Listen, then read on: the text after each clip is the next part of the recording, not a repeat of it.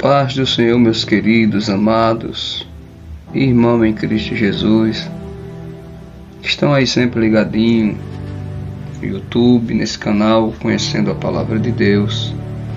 Estamos aqui mais um dia, irmão, trazendo algo histórico de um livro chamado Heróis da Fé, de Orlando Bunyan, um livro bastante edificante, e eu quero trazer a história de um homem chamado John Bunyan. Este homem, conhecido como o Sonhador Imortal, nasceu em 1628 e faleceu em 1688. Eu quero trazer juntamente para vocês a história desse grande homem de Deus, que nos inspira, que nos dá desejo de buscar a Deus. Você que estará ouvindo esse vídeo, fique até o final, seja edificado, seja você cristão, não cristão, seja qual for sua religião. Você ouvir, você será edificado de uma história de um simples homem usado nas mãos de Deus. Amém?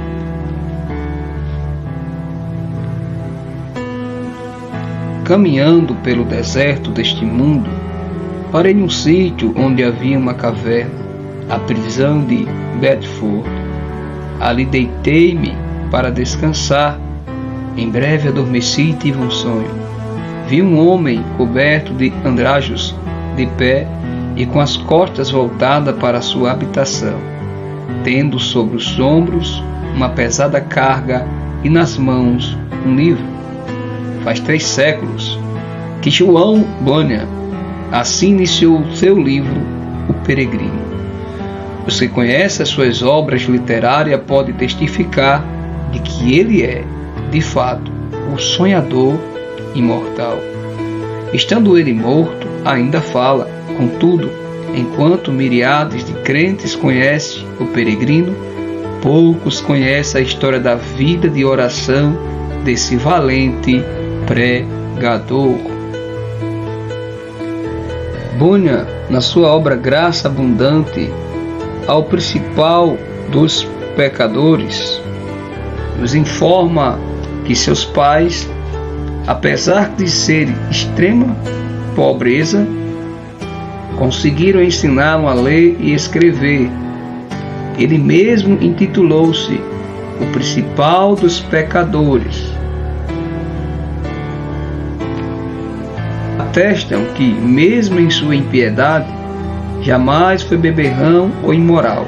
Contudo, casou-se com uma moça de família, cujos membros eram crentes fervorosos.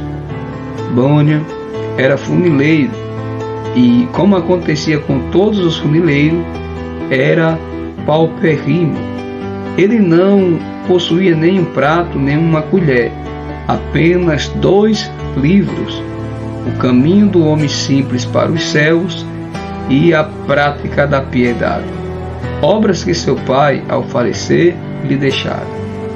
Apesar de Bunyan achar algumas coisas que lhe interessavam nesses 2 livros, somente nos cultos é que se sentiu convicto de estar no caminho para o inferno. Descobre-se nos seguintes trechos, transcrito da Graça Abundante ao Principal dos Pecadores, como ele lutava em oração no tempo da sua convenção. Veio em minhas mãos uma obra dos Hunters, livro estimado por alguns doutores. Não sabendo julgar os méritos dessas doutrinas, dediquei-me a orar desta maneira: ó Senhor, não sei julgar entre o erro e a verdade. Senhor, não me abandones por aceitar ou rejeitar essa doutrina cegamente. Se ela for de ti, não me deixes desprezá-la. Se for do diabo, não me deixe abraçá-la. Louvado seja Deus, Ele que me dirigiu a clamar. Desconfiando da minha própria sabedoria, Ele mesmo me guarda do erro dos Hunters. A Bíblia já era para mim muito preciosa nesse tempo. Enquanto me sentia condenado às pernas eternas, admirei-me de como o próximo se esforçava para ganhar bens terrestres, como se esperasse viver aqui eternamente. Se eu pudesse ter a certeza da salvação da minha alma, como me sentiria rico, mesmo que não tivesse mais para comer a não ser feijão. Busquei ao Senhor, orando e chorando, e do fundo da alma clamei: ó Senhor, mostra-me, eu te rogo, que me amas com amor eterno. Logo que clamei, voltaram para mim as palavras como um eco: eu te amo com amor eterno. Deitei-me para dormir em paz e, ao acordar, no dia seguinte a mesma paz permanecia na minha alma. O Senhor me assegurou: amei-te enquanto vivias no pecado. Amei-te antes, amo-te depois e amar-te-ei por todo o sempre. Louvado seja o nome de Jesus Cristo de Nazaré. Certa manhã, enquanto tremia na oração, porque pensava que não houvesse palavras de Deus para me sossegar, Ele me deu esta frase: a minha graça te basta. O meu entendimento foi tão iluminado como se o Senhor Jesus olhasse dos céus para mim, pelo telhado da casa, e me dirigisse essas palavras. Voltei para casa chorando, transbordando de gozo e humilhado até o pó. Contudo, certo dia, enquanto andava no campo, a consciência inquieta, de repente estas palavras entraram na minha alma: tua justiça está nos céus. E parecia que, com os olhos da alma, via Jesus Cristo à destra de Deus. Permanecendo ali como minha justiça, vi, além disso, que não é o meu bom coração que torna a minha justiça melhor, nem que a prejudica, porque a minha justiça é o próprio Cristo, o mesmo ontem, hoje e para sempre. As cadeias então caíram-me das pernas. Fiquei livre das angústias. As tentações perderam a força. O horror da severidade de Deus não mais me perturbava. E voltei para casa regozijando-me na graça e no amor de Deus. Não achei na Bíblia a frase: tua justiça está nos céus, mas achei o qual para nós foi feito por Deus sabedoria e justiça e santificação e redenção. 1 Coríntios 1,30. E vi que a outra frase era verdade.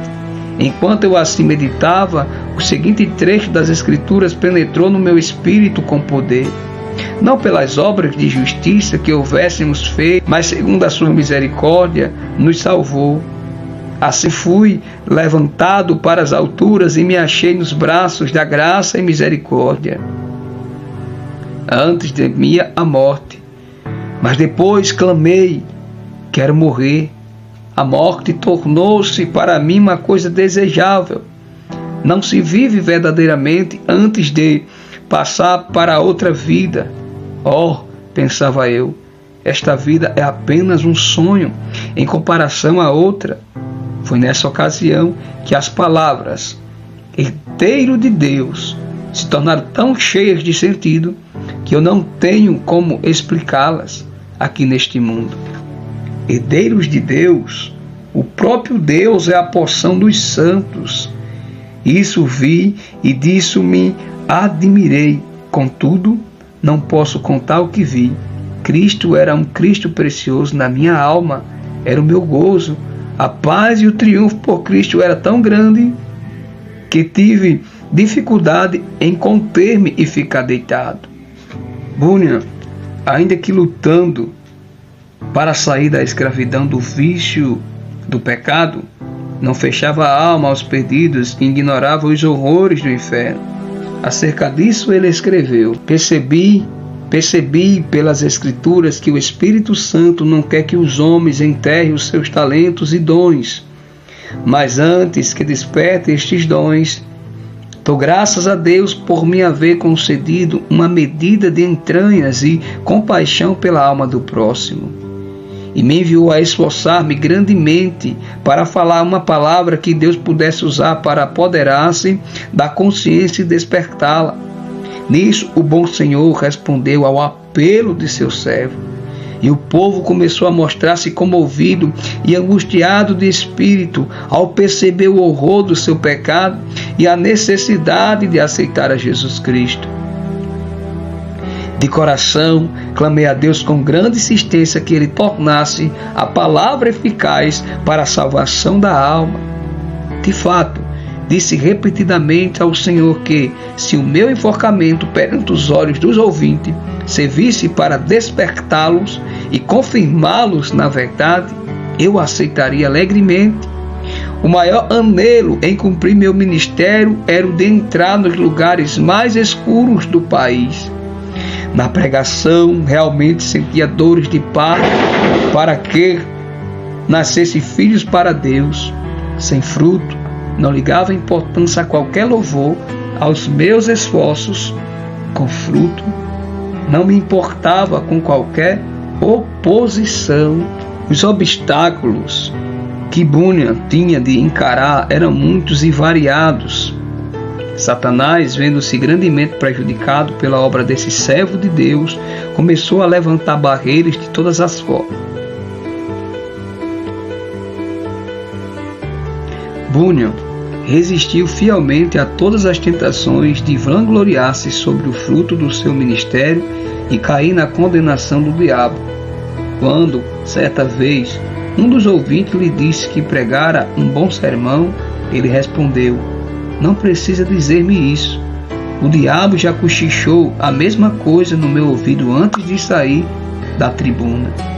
Então o inimigo das almas suscitou calúnias e boatos em todo o país, a fim de induzi-lo a abandonar seu ministério, chamando-no de feiticeiro, jesuíta, cangaceiro, e afirmavam que vivia amancebado, que tinha 2 esposas e que os seus filhos eram ilegítimos.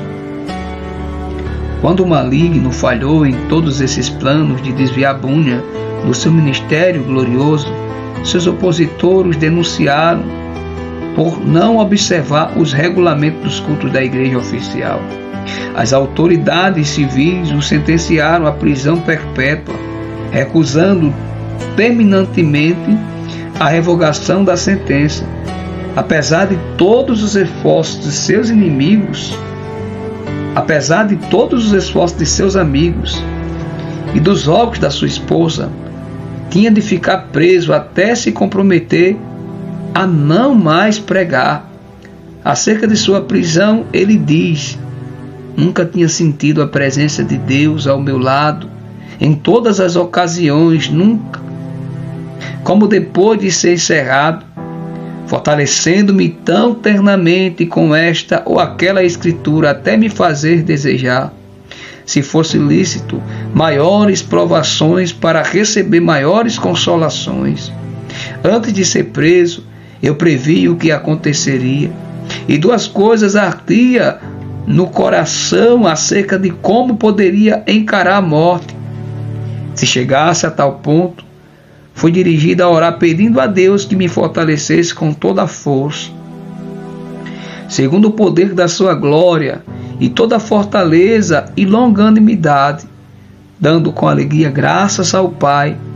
Quase nunca orei durante o ano que precedeu minha prisão, sem que essa escritura me entrasse na mente e eu compreendesse que para sofrer com toda a paciência devia ter toda a fortaleza, especialmente para sofrer com alegria." A segunda consideração foi na passagem que diz: "Mas nós temos tido dentro de nós mesmos a sentença de morte, para que não confiássemos em nós mesmos, porém em Deus que suscita os mortos." Cheguei a ver por essa escritura que se eu chegasse ao ponto de sofrer como devia, primeiramente tinha de sentenciar à morte todas as coisas que pertencem à nossa vida, considerando-me a mim mesmo, minha esposa, meus filhos, a saúde, os prazeres, tudo, enfim, como mortos para comigo, e eu morto para com eles. Resolvi, como Paulo disse, não olhar para as coisas que se veem, mas sim para as que se não veem, porque as coisas que se veem são temporais, mas as coisas que não se veem são eternas.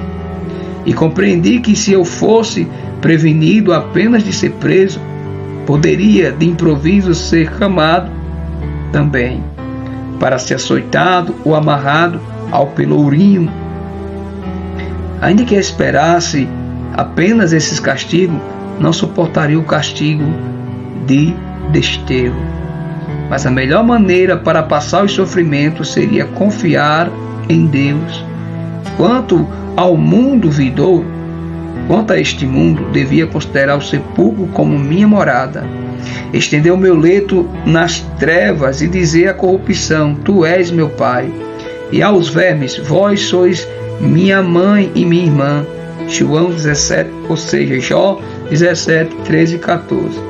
Contudo, apesar desse auxílio, sentindo-me um homem cercado de fraquezas, a separação da minha esposa e de nossos filhos aqui na prisão torna-se, às vezes, como se fosse a separação da carne e dos ossos. Isto não somente porque me lembro das tribulações e misérias que meus queridos têm de sofrer, especialmente a filhinha cega, minha pobre filha. Quão triste é a tua porção neste mundo. Serás maltratada, pedirás esmolas, passarás fome e frio, nudez e outras calamidades.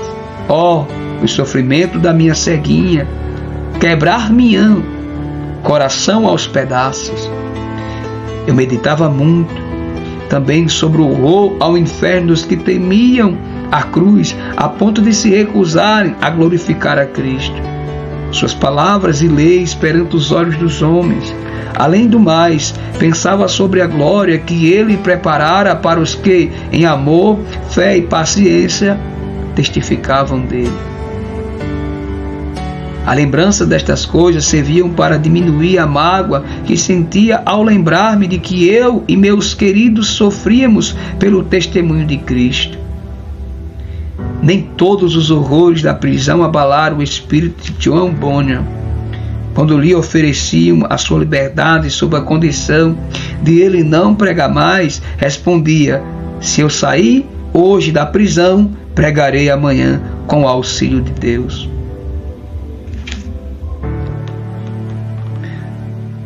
Mas se alguém pensar que, afinal de contas, John Bunyan era apenas um fanático, deve ler e meditar sobre as obras que nos deixou. Graça abundante ao principal dos pecadores, chamado ao ministério, o peregrino, a peregrina, a conduta do crente, a glória do templo, o pecador de Jerusalém é salvo, as guerras da famosa cidade de alma humana, a vida e a morte de homem mau, o sermão do monte, a figueira infrutífera, discurso sobre oração, o viajante celestial, gemidos de uma alma no inferno, a justificação é imputada. Entre outros, passou mais de 12 anos encarcerado.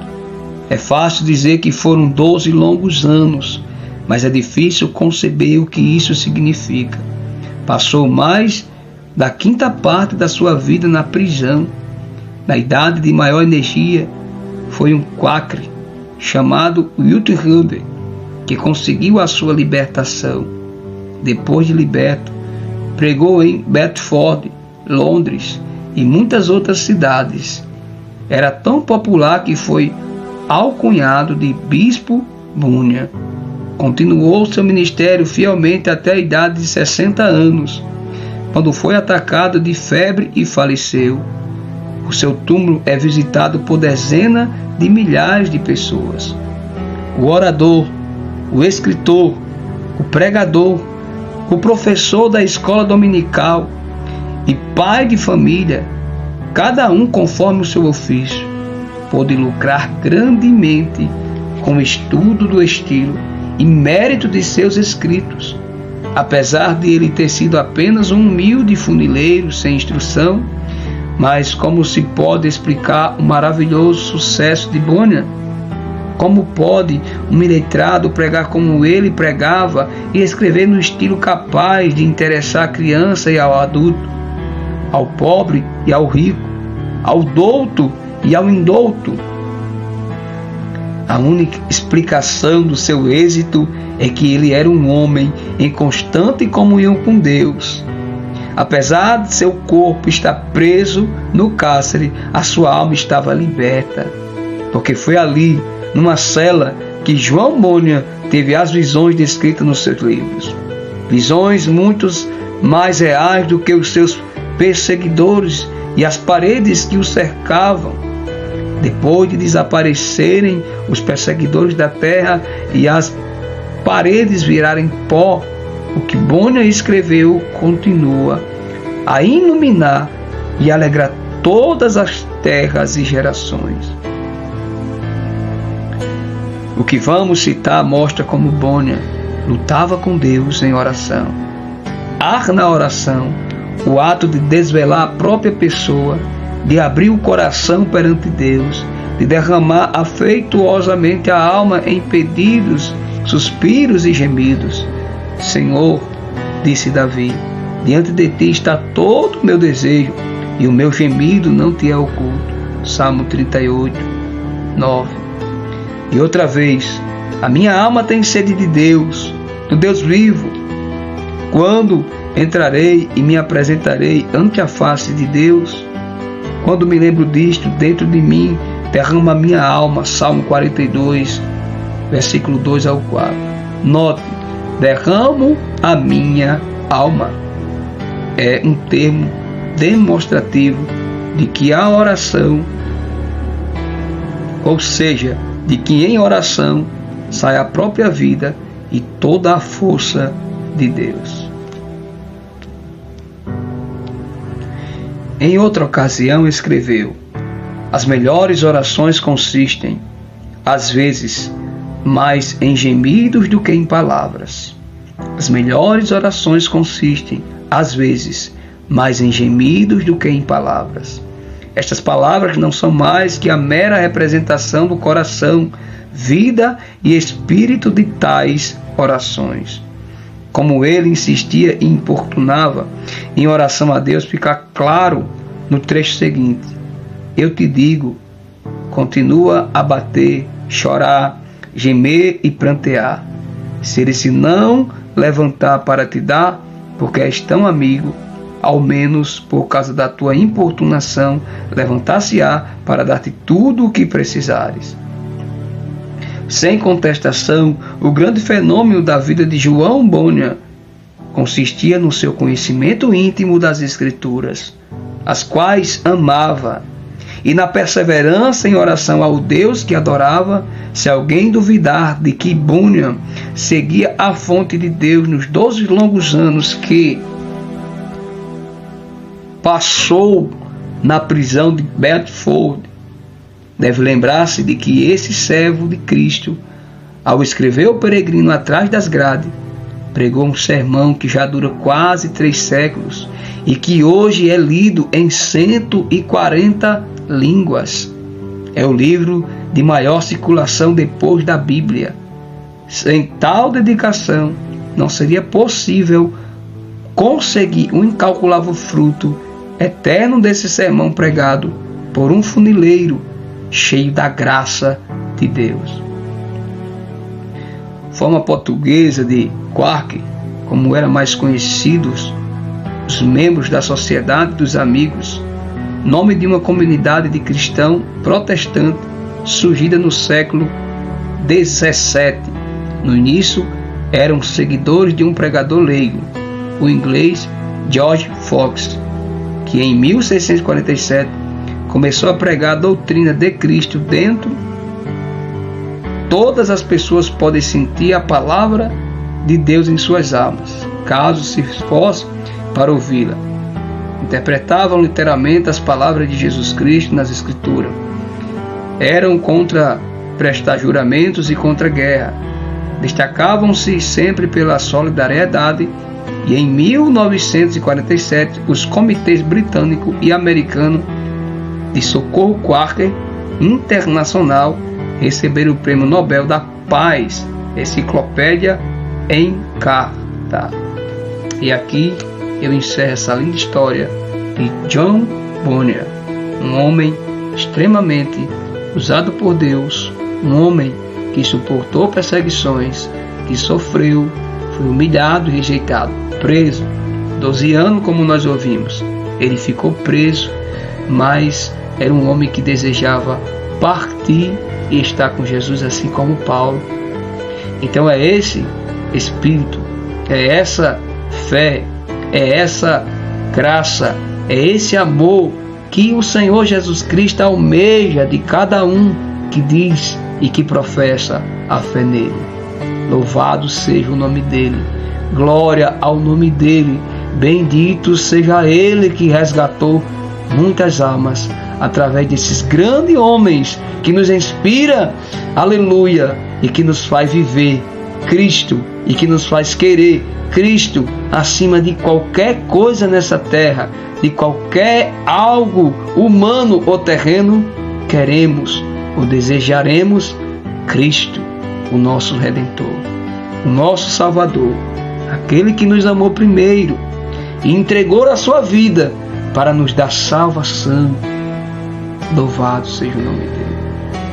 Que Deus abençoe a todos em Cristo Jesus e que essa palavra possa penetrar na divisão da sua alma e do seu espírito.